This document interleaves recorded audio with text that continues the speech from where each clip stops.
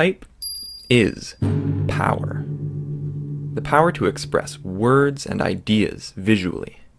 It's timeless, but always changing. And that's what we're going to explore. Most people agree that the creator of typography was a German man named Johannes Gutenberg, and yes, he wore a hat like that.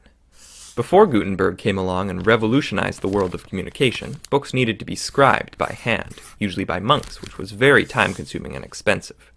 So Gutenberg created blackletter, the first ever typeface, modeled after the writing of the scribes. Blackletter has thick vertical lines and thin horizontal connectors, which made it great for scribing, but it looked very dense and squished together when printed.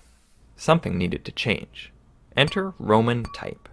This particular typeface is Cambria, which you're probably used to seeing on your word processor, but the first ever Roman typeface was created in the 15th century by the Frenchman Nicolas Jenson. This is his typeface right here. Jenson worked mainly in Venice, Italy, and was inspired by the lettering found on ancient Roman buildings. His letter forms were based on straight lines and regular curves. This made them very clear and legible compared to the dense darkness of blackletter. This legible new typeface was an instant success, and quickly spread across Europe, riding on the coattails of the Renaissance. The next major innovation in typography after Roman letters was italics, which are like slanted and stylized versions of Roman type. They were created in the late 15th century by Aldus Manutius from Italy as a way of fitting more letters onto the page and saving money. Now we use italics interspersed in Roman type for emphasis. Aldus Manutius also created the modern comma and semicolon, but that's another story. Type development stayed fairly stagnant until the 18th century in England when William Caslon created a typeface that set a new standard for legibility. While it wasn't anything radical, it was just what the world was looking for.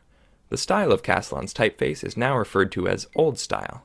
A few decades later, another Brit named John Baskerville created a new variety of typeface, which we call transitional.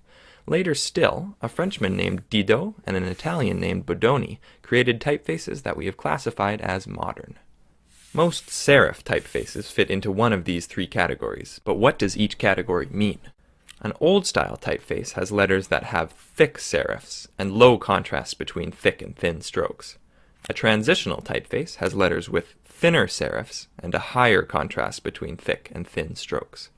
And a modern typeface has letters with very thin serifs and extreme contrast between thick and thin strokes. Next, William Caslon's great-grandson, named William Caslon IV, got sick of all of these serifs, so he decided to remove them entirely and made a new kind of typeface, called a sans serif. It didn't catch on immediately, but would eventually get really big. During the Second Industrial Revolution, advertising created a need for new typefaces. Letters were made taller and wider, mainly used in large sizes on posters and billboards. Things got pretty weird, but one happy result of all of this experimentation is Egyptian, or slab serif. It has really thick serifs and is usually used for titles. As a backlash to the complexity found in typefaces of the 19th century, the early 20th century brought something simple. Paul Renner from Germany created a typeface called Futura, and it was based on simple geometric shapes. This is called the geometric sans.